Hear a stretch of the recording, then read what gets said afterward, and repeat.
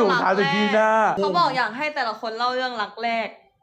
รักแรกมันแยกยากรักมากมันยากรักแรกเหรอนี่ก็ขอไม่เล่าเหมือนกันเขาไม่เล่าแยกมันคงยากเศร้าหมดเลยไงเคยปะเขาเล่าเฉพาะในรายการที่โดนจ้างเท่านั้นเคยได้ยินอันนี้ปะรักในวัยเรียนเหมือนจุดเทียนกลางสายฝนโอ้ใช่มากแต่กูไม่สนกลางลมจุดเทียนไม่แต่ว่ารักแรกอะสอนให้รู้ว่ามันเถียงคนอื่นอะว่ารักแรกอะมันไม่เป็นรักสุดท้ายหรอกอะไรเงี้ยเถียงมาตลอดหัวชนฝาแบบไปไม่ได้ไม่จริงมันมีแหละคนที่แบบรักแรกเป็นรักสุดท้ายได้เลยไม่จริงมีขอเถียงนี่ก็คือตอนนี้ก็สมัยก่อนก็เคยคิดนะว่าแบบว่าเถียงได้แล้วว่าแบบมันยากจริงๆที่แบบว่ารักแรกจะเป็นรักสุดท้ายอะไรเงี้ยอย่าคิดว่าการคบกันนานๆแล้วจะอยู่ด้วยกันตลอดไปเป็นเรื่องที่ไม่จริงบางทีมันอาจจะเด็กมากหรืออะไรมากอย่างเงี้ยกินข้าวไหมฉันเคยคบคนนึงถึงม.1 จนถึงจบมหาลัยเลยนะกี่ปีทั้งหมด10 ปีเวอร์มากแต่พี่ว่าตลอดไปไม่มีจริงมีแค่ 1% อะกูให้ 1% ก็ได้มันอาจจะมีแต่มันน้อยจริงๆเราเลือกต้องควรจะเป็นแบบฟิลพี่น้องไม่ต้องเป็นแฟนไม่ดิแล้วถ้าเขาไปทำเป็นฟิลพี่น้องที่ไม่ได้เป็นแฟนกับคนอื่นๆเราโอเคหรออะไรอ่ะไม่ก็พี่ชันบอกไงหรือว่าเราต้องไม่เป็นแฟนเราเป็นฟิลพี่น้องเขาถึงบอกว่าเวลามีแฟนอ่ะให้เป็นฟิลเพื่อนเว้ยถึงจะคบกันใช่ถ้าสมมติว่าเราให้แฟนเป็นสถานะแฟนอ่ะมันจะอยู่กันได้แบบท้ายที่สุดมันจะมีความเบื่อมันแบบเหมือนพอเราอยู่ไปเรื่อยๆเซ็กแอปเพียวมันจะหายใช่ปะบางทีมันมีความวงการเพิ่มเข้าไปด้วยเซ็กแอปเปิลใช่มันจะเซ็กแอปเปิลนะเขาบอกว่าเวลามีแฟนให้แบบให้เป็นเหมือนเพื่อนที่สามารถเหมือนแบบเราต้องให้อิสระกันด้วยนะเว้ยในการที่แบบว่าจะไปทำเรื่องราวอะไรก็แล้วแต่หมายถึงมันแบบว่ากลับมาก็เจอหรือแบบคุยกันได้ทุกเรื่องหรืออะไรเงี้ยก็ดีเหมือนกันเนาะเพราะว่านี่เวลามีเพื่อนที่คบกันนานๆนะมันเป็นฟีลนั้นจริงๆคือมันเหมือนเพื่อนกันเลยแต่ว่าใครที่เหมือนคบกันแบบเป็นแฟนอะท้ายที่สุดมันก็ไม่รอดอยู่ดีคบกันเต็มที่นะยากรอดยากมันปี2 ปีก็คือจากประสบการณ์รักแรก7 ปีกว่าแต่วันนึง7 ปีเกือบ8เวลาเราเลิกมันจะรู้สึกเหมือนเราไม่อยากเลิกเพราะว่าเรากลัวว่าผูกพันมันแค่ผูกพันเราแค่เป็นห่วงอ่ะมันเป็นความรู้สึกเป็นห่วงแต่ฉันไม่เคยเลิกกับใครเพราะว่าฉันเบื่อเลยนะฉันเลิกเพราะเขานอกใจตลอดนะมีพิรุธเราหมายถึงว่าเป็นคนที่แบบเบื่อคนยากอ่ะอยากคบคนเนี้ยคือคบใครคืออยากคบไปนานๆอย่างนานรับได้หมดนะนิสัยอ่ะหมายถึงว่าความเจ้าชู้หรือว่าความเกเรหรือว่านู่นนี่นั่นอ่ะเรารู้สึกว่ามนุษย์คนนึงอ่ะเวลาที่มันคบกันอ่ะมันยังไงมันก็หนีไม่พ้นเราอาจจะเจอนิสัยอย่างเงี้ยในตอนที่คบกันมา 4-5 ปีก็ได้ยังไงก็ต้องเจอคนทุกคนนะกูเห็นมันนักต่อนักละอันนี้เรื่องมันเป็นเรื่องที่แบบคุยเคลียร์คิดกันได้เราไม่ได้แบบว่าผูกมัดกับความที่แบบว่าเธอจะต้องกับฉันคนแบบอะไรอย่างเงี้ยเข้าใจได้แต่ว่าเวลาที่กูโดนนี่คือบางทีกูโดนนอกใจแบบซ้ำๆแล้วแม่งจะทำให้เหมือนกูต้องกดดันให้ต้องบอกเลิกมันตลอดเลยสถานการณ์เหมือนแบบกูไม่ได้อยากเลิกนะแต่มึงกดดันให้กูแบบต้องเลิกก็คือต้องเลิกแล้วเป็นอย่างนั้นจริงแต่คบใครมันไม่นานเกิน3 ปีเลิกตลอดเหมือนโดนคำสาปอะรักแรกปีครึ่งสแตนดาร์ดคือปีครึ่งต่อไปก็นานสุดก็คือ3 ปีรักแรกคือ8เบอร์บ้างรักแรกของหนูยังแรกโพเลโรลอเชอร์อยู่เลยแล้วก็ยังไม่เคยมีอ่ะเราไปเลิฟที่แบบว่าแค่กึ่งแกล้งเดินผ่านหน้าห้องอะไรเงี้ยมีฟิลนั้นเดือนคือเด็กๆพี่น้ำพี่โชว์แบบเดือนน้ำใช่ฟิลนั้นอันนี้ถ้าฟิลนั้นรักแรกของเราจริงๆที่เราจำได้แบบเป็นรักแรกของป๊อปปี้เลิฟคือตอนไหนม.4 นานป.4 พูดผิดคือมีแฟนจริงๆจังๆก็ตอนแฟนคนแรกป๊อปปี้เลิฟเลยอะม.5 ม.6 แรงมากช้ามาก18อะเวอร์มากที่แบบป๊อปปี้เลิฟที่เป็นฟิลมีแฟนจริงๆคือ18กดตะกร้าค่ะทุกคนน้ำพริกมีคนกดยังหน้าฉลอดเหงาเวอร์หรือว่าเล่าเรื่องผีใครเคยมีเรื่องผีบ้างมีคนไหนเรื่องผีมีบ้างเขาซื้อไม่ได้ไงแกเคยเจอผีกันไหมสุดๆจริงเหรอตอนเด็กๆหนูมีเซนส์หนูเป็นคนมีเซนส์แต่ว่าตอนโตมาเนี่ยจะแบบเหลือน้อยลงตอนเด็กๆอาจจะแบบเห็นเยอะมากเคยเห็นที่น่ากลัวสุดที่น่าครัวน่ากลัวค่ะมาที่น่ากลัวสุดขอโทษนะคะพี่ไม่รู้คือที่น่ากลัวสุดก็น่าจะเป็นตอนอยู่บ้านเก่าที่ไม่ใช่บ้านหลังปัจจุบันนะตอนนั้นก็อยู่ป่าตองอยู่แถวแบบโซนกะหลิ่มอะไรเงี้ยแล้วมันก็เป็นที่แบบโซนไหนนะ กะหรี่ คนกะหรี่จะเป็นที่แบบฟิลแบบ ได้ยินเหมือนกันเหรอ ที่มุสลิมที่แบบว่าเจ้าที่หรืออะไรเงี้ย ก็จะแบบน่ากลัวอะไรเงี้ย แล้วก็เจอหน่อยมาตลอดแต่ที่น่ากลัวสุดคือแบบถือหัวตัวเองอะ ว้ายแม่ เจ้าที่มุสลิมเหรอ ม เขาก็ต้องใส่ฮิญาบที่เราจะรู้ได้ไง แม่มันก็มีเยอะปะ คือหัวเลยเหรอ ไม่ใช่มันเป็นแบบบ้านแบบฟิลภูเขาอะไรอย่างงี้ไง มันก็แบบว่าเขาก็ถืออะแบบไม่มีหัวอะแล้วก็คือในห้องนอนอะมีห้องน้ำในตัวใช่ไหมแล้วก็แบบว่ามองไปจากเตียงอะก็คือจะเห็นประตูห้องน้ำเลย แล้วทุกครั้งก็จะแบบเปิดประตูห้องน้ำไว้อะไรอย่างเงี้ย กูละเมิดอีกแล้ว แล้วทีนี้ก็ตอน ไม่เกี่ยว ตอนเด็กๆอะชอบตื่นกลางดึก แบบมาเข้าห้องน้ำอะไรเงี้ยตอนนั้นก็เหมือนกันแบบตื่นมาแบบตีหนึ่งตีสองจะเข้าห้องน้ำอะไรเงี้ยแล้วก็เลยมองไปแล้วทีมันก็มืดไง กดตะกร้ากันนะทุกคน กดตะกร้านะทุกคนใช่ รักติ๊กต็อก แล้วมันก็ค่อยๆออกมาจากแบบขอบประตูอะแบบไม่มีหัวอะเป็นร่างคนเลย ผู้ชาย แล้วก็ถือหัวตัวเอง อันนี้ก็เลยคุมโปงแบบกลัวมากพยายามเรียกพี่ให้ตื่นอะไรเงี้ย พี่ พี่ก็ ไม่ ไม่ได้นำพา แล้วพี่ก็ไม่ตื่นไงนี่ก็กลัวก็พยายามหลับให้ได้ พี่ไม่เมื่อยเหรอคะถือไว้ทำไม จริงแต่น่ากลัวมากแบบอย่างน้อยก็มาดีๆก็ได้ไหมย่าติดหัวให้หน่อยสักนิดนึงอะเอามาใส่นิดนึงให้ไม่ต้องกลัวได้ไหม เย็บหน่อยไหมพี่ แค่มาเป็นร่างคนนี่ก็จะตายแล้ว หนูไม่เคยเห็นเป็นร่างเลยมีแต่แบบเป็นกลิ่นเป็นเสียง เป็นกลิ่นที่เป็นกลิ่นยังไง แบบตุยจะรู้อะไร เช็ วะ คหรือยังว่ากินอะไร เช็คดีแล้วนะ แม่ต้น แต่ตอนเด็กๆเราเจอ ขัด บ่อย เวอร์ พี่สาวเคยเจอตอนสึนามิด้วยนะ ที่ไหน โอ้ ภูเก็ต ที่บ้านใช่ที่ภูเก็ตอันนี้ก็บ้านหลังเดิมเหมือนกันเป็นสึนามิตอนนั้น ภูเก็ตคนตายเยอะเลยดิ ใช่เพราะว่าน้ำซัด หลาย เข้ามา สิบ เยอะ คนอยู่ แล้วทีนี้บ้านด้วยความ หลาย อยู่ สิบบ นเขาใช่ไหม ร้อยอะ เป็นร้อย เยอะ 100,000 แล้วบ้านอยู่บนเขาอะแล้วเหมือนใครบาดเจ็บมาก็เดินขึ้นอะไรนะแล้วทีนี้เขาก็เดินขึ้นมาใช่ไหมแล้วพี่สาวตอนนั้นก็เด็กๆกันอยู่ แล้วพี่สาวก็แบบไปจัดที่นอนให้ที่หนึ่งอะไรเงี้ยบอกว่าแบบเนี่ยมีคนเขาจะมาขอนอนด้วยเหมือนกันอะไรเงี้ยเขาบาดเจ็บมาชีก็ไปจัดให้ แต่ตอนกลางคืนไม่มีใครมานอน อ้าว ก็คือไม่ใช่คนนั้นอะที่แบบมาขอพี่สาวอะ สึนามิมันน่ากลัวเนาะ น่ากลัว เหมือนเขาไม่รู้ ที่ ตัว เหมือนแบบคนเล่าเยอะมากที่ มันคล้ายๆกับ เป็นฉากนะรถประจำทางอ่ะที่เขาจะชอบเล่าให้ฟังว่าเหมือนแบบมีคนมาโบกรถให้ไปส่งบ้านแล้วก็พอไปส่งก็ไม่มีคนเยอะมีอีกปะ เยอะอยู่ อุ้ย นะ เรื่องผีเยอะเนาะแต่หนูเคยไปกินไอเนี้ยที่ลาดกระบังอ่ะ ไม่ค่อยได้ สมัยก่อนไปกินกับเพื่อนที่ลาดกระบังอ่ะแล้วมันจะมีร้านอะมันจะอยู่ติดริมน้ำ มีคนไม่อยากฟังนี่หลับแล้ว แล้วก็มีเสาไฟใช่ปะ งงดิ ก็จะมีเสาไฟอยู่กลางน้ำอันหนึ่งแต่นี่ก็ไม่เข้าใจว่าเพราะอะไรแต่นั่งกินไปสักพักก็จะเหมือนอะไรตกมาในน้ำอ่ะแบบดังมากเหมือนคนตกน้ำอ่ะตลอดเวลาที่เรานั่งกินเลยนะแล้วห่างตามันจะหันไปเห็นเหมือนคนนะกระโดดลงมาจากเสาไฟแล้วก็ลงน้ำรอบแรกไปก็ไม่ได้ทักอะไร รอบสองก็ยังไม่ทักพอรอบสามก็เลยหันไปถามพี่เจ้าของร้านเพราะว่ากินอยู่ด้วยกันใช่ปะมึงเคยเห็นแบบฟิลนี้ ไอ ปะ เราติ๊กต็อก กดตะก แล้ ร้าว กดตะกร้า แล้วพี่เขาเล่าให้ฟังว่า ทุกคนจิ้มตะกร้า รู้ไหมว่ามีคนอ่ะไปผูกคอตายตรงเสาไฟ แล้วเชือกอ่ะ มันเปื่อยจนขาดลงไปในน้ำแล้วเป็นเรื่องจริง ไม่จอจี ไม่จอจีเลย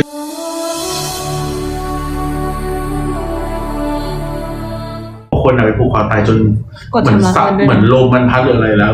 สายเชือกอะมันเปื่อยมันก็เลย แล้วไม่มีคนไปเอาลงมา ไม่มีใครเห็น เหมือนเพื่อนที่ผูกคอตายอ่ะ เนี่ยไปนั่งกินกันที่บ้านมันใช่ปะหรือว่ามึงกูจะไม่อยู่ละกูแบบไม่โอเคกูไม่ไหวอะไรเงี้ย ฉาก ก็ ห้อง ไม่มี น้ำ ใครทักอะไรนะเป็นเพื่อนจริงๆอันนี้อยู่ในเหตุการณ์เลยนะชีผูกคอตายเหมือนตู้เสื้อผ้าแบบนั้นอะแล้วพวกฉันเดินไปเข้าห้องน้ำก็ต้องผ่านตู้ที่มันผูกคอตายนะเดินเข้าห้องน้ำเดินกันหลายรอบมากจนแบบเกือบเช้าแล้วอะแม่มันก็เลยถามว่าเอ้าแล้วน้องไปไหนก็บอกว่าน้องบอกว่าไม่โอเค ก็เลยคงไปนอนมั้งอะไรเงี้ยแม่ก็ไปดู ไม่เจอไม่มีใครเจอทุกคนก็ช่วยกันตามหาแล้วเดินผ่านแบบ เหมือนผูกอยู่อย่างเงี้ย แล้วเราก็ต้องเดินผ่านอย่างเงี้ย แต่ไม่เห็น หรอ จนแม่เขาก็เลยแบบไปไหว้พระเลยประมาณนั้นว่าลูกเขาไปไหนไม่รู้โทรติดโทรก็ไม่ติดอะไรเงี้ยแม่มันเดินเข้ามาก็คือเจอเลย แล้วเธอก็เดินผ่าน เดินผ่านทุกคนเดินผ่านไม่ใช่แค่ฉัน เธอก็เดินผ่าน เพื่อน ขา ไม่เห็น ไม่เห็น เลย เลย เพื่อนนั่งกันอยู่ประมาณ7-8 คนไม่มีใครเห็น มีใครได้หันไปดูแล้ว หันไปไม่เห็น ไม่เห็นไม่มีใครเห็น ก็เดินผ่านแบบ เหมือนเราเดินผ่านไปเข้าห้องน้ำแบบเนี้ยแล้วมันอยู่บนเตียงแบบเนี้ยทำไมจะไม่เห็นถูกไหมแต่ไม่เห็น ก็คือแบบ เหมือนเพื่อนที่ผูกคอตายอะเดินผ่านทุกคนเดินผ่านไม่ใช่แค่ฉันเพื่อนนั่งกันอยู่ประมาณ7-8 คนไม่มีใครเห็นมีใครได้หันไปดูแล้วหันไปไม่เห็นก็เดินผ่านแบบเหมือนเราเดินผ่านไปเข้าห้องน้ำแบบเนี้ยแล้วมันอยู่บนเตียงแบบเนี้ยทำไมจะไม่เห็นถูกไหม อืม ก็คือแบบ มันไม่น่าตายได้อ่ะ มันเป็นที่ที่แบบไม่ได้สูงอ่ะ มันเหมือนนั่งแบบอย่างเงี้ย แล้วก็ผูกอะมันไม่ควรตายอ่ะจะฟีลปะมันจะตายอยู่ในเหตุการณ์ กดตะกร้าค่ะ แล้ว ทุก ต ค อน น เขาดิ้นเขาอะไรก็ไม่มีใครได้ยิน เดี๋ยวเว้ยมาเกณฑ์ขึ้นเลย หนูอยากรู้อย่าง เดี๋ยวละเมิด เขาบอกว่ากระสือมันจะเป็นแสงวิบวาบใช่ปะ อ่า อยากรู้ว่า บางคนอ่ะ บอกว่าเป็นสีบางคนบอกว่าเป็นสีแดงบางคนบอกว่าเป็นสีเขียว ถ้า สี เขา เขี กิ ยว นดีท็อกอ่ะ เขากินดีท็อก ถ้าเขากิน ก็จะเป็นสีเขียว ไม่ถ้าเขากินเขียวหวาน หวานแบบไหน บานกันไปกินเขียวหวาน กินเขียวหวานถ้าเขากินชาเขียว ขนมกันปะ ไม่เอาเลยพี่รถน้ำลาย มีหรอ นี่ไงหนู อยากกินเหรอ เอา เอา น่ากลัวมาก เขากินดีท็ ถ้า อก พูดถึงอันนี้มีเรื่องที่เคยเจอมาเหมือนกัน ตอนย้ายบ้าน จิ้ม มา ตะกร้า แร หน่ ก อยค่ะ ปะ ๆมี เยอะเชื่อสิของหนูเนี่ยมีบ้างปะ โอ้ย 8แล้ว เดี๋ยวเดินเนี่ยโอ้ยจะ300แล้วพวกแก ทางนู้นจะ200แล้วเรายังไม่10เลย โอ้ยขอบคุณค่ะ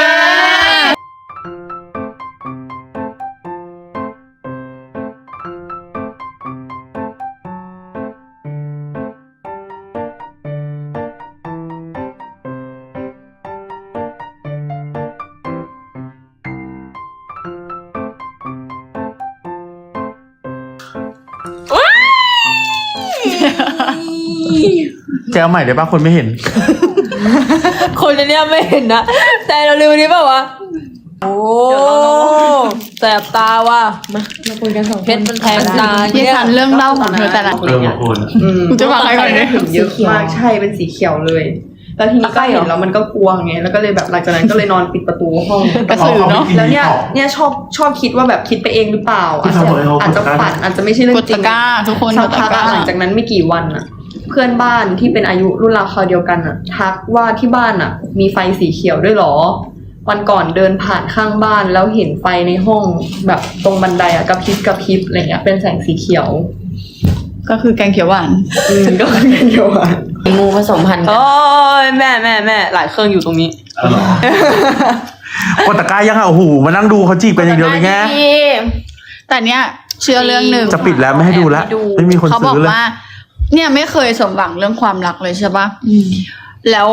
ก็เคยมีหมอดูอะทักเว้นแต่นานแล้วเขาบอกว่าฉันอะเป็นเกี่ยวกับเรื่องของอะไรวะลูกหลานพญานาคอะ ซื้อกดตะกร้าก่อน ภาพลักษณ์ จะอาภัพรักใช่เหมือนจะชีวิตจะดีทุกอย่างแหละ เรื่องการงานเรื่องนู้นนั่นแต่ว่าเรื่องความรักก็จะอาภัพเหมือนแบบ ถ้ารักใครก็จะไม่สมหวัง ซื้อแล้วขอบคุณ หรือเหมือน ค่ะ แบบถ้าคบใครสุดท้ายก็คือจะอยู่ได้แบบแป๊บๆแล้วก็ไปเหมือนแค่ทำให้เรารู้สึกรักแล้วเขาก็จะไปอย่างเงี้ยแต่ก็แก้ไม่หายจ เร็ว ริง เหมือนกันเลย นี่ให้ดูแล้วนี่กดตะกร้า ว่าข่อยเป็นงู อีคำแก้วมันเป็นงูจำได้ตอนนั้นที่ไปเก็บตัวที่ขอนแก่น มานั่งดู พี่ฟ้า แบบคู่รัก แล้ววัน ห นั้ วาน น เรา แหว ไป ว วัดกันใช่ป่ะเจนี่ก็ไป เจ๊ชาไปปะวะวันนั้นวันไหนที่ไปวัดกันน่ะ ที่ฝนมันตกอ่ะ แล้วพี่ฟ้าก็บอกว่าเนี่ยขนลุกเดี๋ยวฝนตกแน่เลยแล้วแม่งฝนตกจริงเว้ย ว่าน่ะ ที่ไปเก็บตัวที่ขอนแก่น จริงๆเขาเป็นลูกหลานพญานาคเธอจะไม่สมหวังเรื่องความรักตลอดไป มึงเชื่อเรื่องพญานาคปะล่ะ เชื่อ อู้ขอบคุณค่ะ โอ้ แม่เบี้ย เร็วเชื่อลุงพ่องูเห่าเร็ว ถ้าโง่กว่านั้นนิดนึงนะกูน่าจะโดนฉกอยู่แหละ เดี๋ยวเพิ่งไปเข้าห้องน้ำมาด้วย ฉลาดอยู่ อะไรวะมันมีคำคมคำหนึ่งอะ ถ้างูกัด ถ้า อะไร งู วะ กัด สุดหล่อพร้อมยังอะไรวะ ใช่งูชอบอยู่ในชักโครกถ้าเราไปฉี่แล้วงูกัดจิ๋มเราอะ นั่น เฮ้ย ดูดพิษออกให้ มีคนพิมพ์ว่าโบราณเขาเล่ากันว่า เฮ้ยเอามาแล้ว เล่าเรื่องผีในวันพระประมาณไม่เกิน5 นาทีเขาจะมา มาทำไมอะ มึงก็กลัวนะ จะอ้วก แปลว่าอะไร อ๋อไม่ถ่ายให้ดูจ้าเพราะว่าไม่กดตะกร้าบอกงี้ จบ ยัง เล่าประสบการณ์ความรักที่แปลกที่สุด ที่เรารู้สึกว่ามันมีคนอย่างนี้ด้วยเหรอ ไม่มี มีปะ มี เล่าประสบการณ์แอบรัก อุตส่าห์แอบรัก ไม่เคยแอบรัก อุตส่าห์แอบเล็ก ไม่เคยผิดหวัง เดะ ความรัก ไม่เชื่อไหมว่า เชื่อ ชอบใครอ่ะเขาก็มาชอบเราตอบหมดเลย ว้าว เชื่อไหมว่าใคร เชื่อไหมว่าชอบใครไม่เคย นี่เคยคบ3 ชั่วโมงแล้วเลิกอ่ะเพราะมันคบกูเพราะเงินเว้ย กดกระมังจบ ถ้าใครจะมาคบฉันเพราะเงินนะฉันบอกเลยนะ ฉันไม่มี ว่าฉันไม่มี ฉันไม่มีอย่ามาคบฉัน เรื่องจริงนะ3 ชั่ว แล้ โม ว ง ใคร นี่เรื่ จะ อง มา จริ ค ง บอิงฟ้าเพราะเงินน่ะบอกเลยนะ ว่า มึงคิดผิด อย่าไปไม่แกเล่นรถอ่ะ มึงไปที่อื่นเดี๋ยวนะว่าพอถ้าฉันทวงเงินปุ๊บจะว่าไรอยู่สัญญาไม่มี สัญญาณ คืออะไรวะ เดี๋ยวให้ไปถ้าสมมติว่าอิงฟ้าพูดว่าโอนไปก่อนเดี๋ยวให้ มึงเตรียมใจไว้เลยว่ามึงไม่ได้ อะไร ทำไมอ่ะ อิงฟ้าเงินเดือน100,000แต่ว่าฉันเงินเดือน20,000เลี้ยงอิงฟ้านะ คุณขายติ๊กต็อกได้เยอะมาก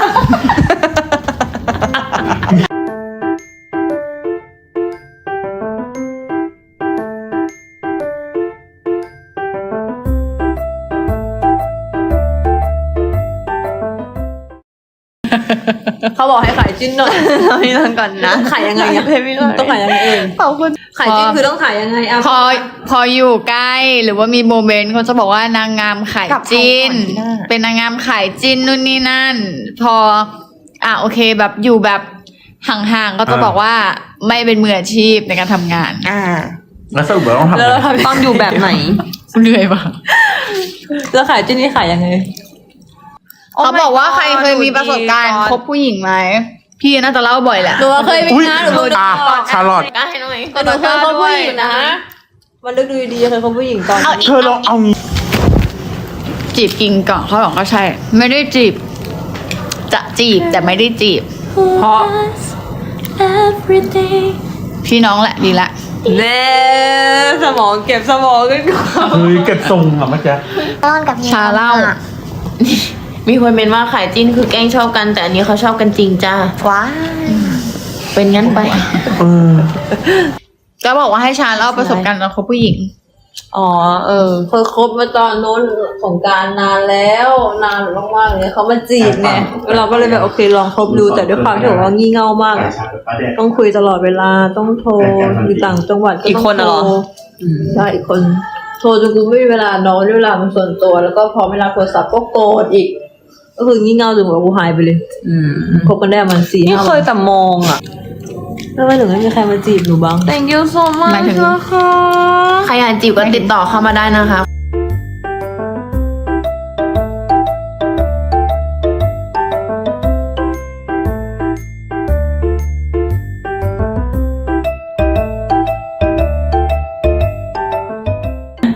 วันนั้นไปไลฟ์แม่แอนนาแล้วเขาถามว่าหนูห่วงพี่ฟ้าไหมหนูบอกห่วง